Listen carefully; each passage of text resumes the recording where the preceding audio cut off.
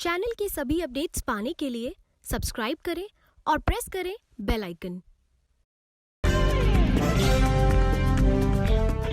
नमस्कार, आप देख रहे हैं इंडिया टाइम 24 न्यूज। आपके साथ मैं हूं प्रवीण। देश में चल रहे चुनावी मौसम में बयानबाजी का दौर भी शुरू हो गया है। ऐसे में समाजवादी पार्टी के दिग्गज नेताओं में शुमार आजम खान ने बीजेपी उम्मीदवार जयप्रदा पर एक विवादित टिप्पणी भी कर दी, जिसके बाद देश का गुस्सा भी दिखा, एफआईआर भी हुई और चुनाव आयोग ने एक्शन भी लिया। आइए इसी पर आधारित देखते हैं इंडिया टाइम 24 की एक खास पेशकश। नमस्कार, स्वागत है आपका इंडिया टाइम 24 न्यूज़। मैं हूं ज्योति मनराल आपके साथ। देश में लोकसभा चुनाव से माहौल गर्म है और कल ही इस महाचुनाव का दूसरा पड़ाव भी पूरा हो चुका है। खैर, ये तो चुनाव की बातें हैं। नेता आते हैं, जाते हैं, सरकारें बनती हैं, लेकिन क्या कभी किसी महिला के मान सम्मान को ताक पर रखकर चुनाव लड़ा गया है? क्या हमारे देश के नेता वाकई इतने संवेदनहीन हो गए हैं कि उन्हें सही और गलत का फर्क नहीं मालूम? अभी हम बात कर रहे हैं सपा के कद्दावर नेता आजम खान के उस बयान की जिसने शर्मिंदगी की सारी हदें पार कर दी। ये पूरी दास्तान, ये पूरा मामला जानने के लिए देखिए ये रिपोर्ट। आजम खान का जयाप्रदा के खिलाफ दिया गया बेहुदा बयान न सिर्फ उनका बल्कि देश की करोड़ों मां और बहनों का अपमान है।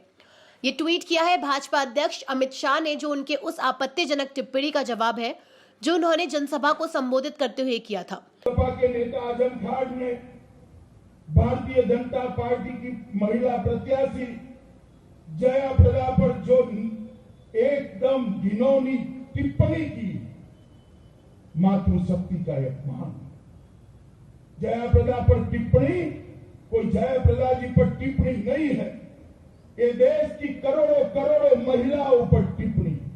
और मैं पूछना चाहता हूं सपा पार्टी से, बहन मायावती से और राहुल गांधी जी से, राहुल बाबा आप बताओ आजम खान की टिप्पणी के साथ आप सहमत हो या नहीं? मैं 17 दिन में पहचान गया कि इनके नीचे का जो अंडरवेयर है वो खाकी रंग का है। हम लोग इसको रिपीट भी नहीं कर सकते, इसको वापस हम ये टिप्पणी किया करके हम मुंह से बोल भी नहीं सकते हैं। उस तरह की ज़बान इन्होंने इस्तेमाल किया है इस बार, तो मतलब हद पार कर दिया। अब मेरा क्षमता ख़त्म। अब मेरे लिए वो कभी भी भाई नहीं है, कुछ भी नहीं है। वो हमारे लिए इतना दुश्मनी बना दिया। पता नहीं मैंने उनके लिए क्या किया है। मैंने ऐसे कौन सी बात कर दिया कि वो इस तरह की टिप्पणी कर रहा है, लेकिन उसके ऊपर एफआईआर भी हुआ है।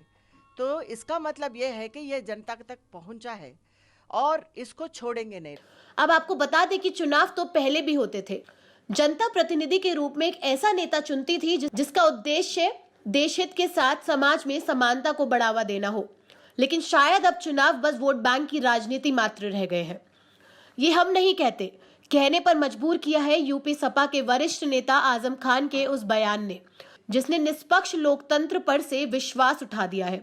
आपको बता दें कि आजम खान अपने विवादित बयानों को लेकर हमेशा सुर्खियों में बने रहते हैं और इस बार उन्होंने रामपुर से बीजेपी उम्मीदवार जयाप्रदा को लेकर बयान दिया है। हालांकि उन्होंने नाम नहीं लिया, लेकिन अब आप ही इस बयान को सुनिए, समझिए। आपको स्पष्ट होगा कि ये निशाना जयाप्रदा पर साधा गया है। हालांकि इस बार जयाप्रदा ने भी आजम खान को करारा जवाब दिया है, जिससे उनकी बोलती बंद है। तो आइए आप जानते हैं लोगों से कि आखिर उस अभद्र बयान पर लोगों का क्या कहना है। बयानों का पूरा विरोध करते हैं और जनता से आशा करते हैं कि वो सभी इस बात का विरोध करे और इलेक्शन कमीशन को चाहिए कि उनका पर्चा ही रद्द कर दे, उनको इलेक्शन में खड़ा ही नहीं होना दिया जाए। ये तो हमारे सिस्टम की कमी है, जो कोई स्ट्रिक्ट एक्शन नहीं लिया जा रहा, क्योंकि किसी ने भी किसी को गलत बोला है। ये तो सबकी रिस्पॉन्सिबिलिटी है कि कैसे भी लड़े मगर किसी को गलत ना गए, क्योंकि इसका प्रभाव पूरे देश पे पड़ता है।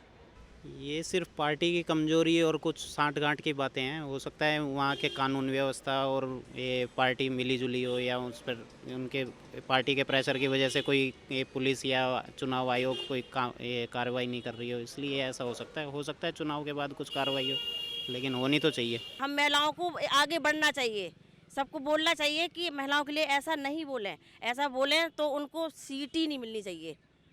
अब इस विवाद के बाद दुख ज्यादा इस बात का नहीं होता कि क्यों नेता चुप्पी साधे हैं, बल्कि उन तालियों की गड़गड़ाहट से होता है जो ऐसे बयान को सुनकर भी ऐसे असभ्य नेताओं को बढ़ावा दे रही है।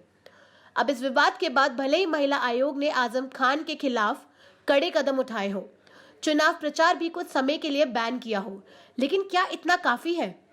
एक असभ्य नेता को मुंहतोड़ जवाब देने के लिए, सबक सिखाने के लिए एक स्थायी कदम उठाना आखिर इतना कठिन क्यों? तो इस रिपोर्ट में आपने आजम खान की तमाम बयानबाजियों का सिलसिला देखा। एक्शन भी हुआ, रिएक्शन भी हुआ, लेकिन इन सभी के बाद क्या आजम खान की जुबान संभलेगी? इसका जवाब वक्त देगा। बहरहाल देखते रहिए इंडिया टाइम 24 न्यूज, क्योंकि यहां खबरों का सिलसिला कभी नहीं थमता। चैनल की सभी अपडेट्स पाने के लिए सब्सक्राइब करें और प्रेस करें बेल आइकन।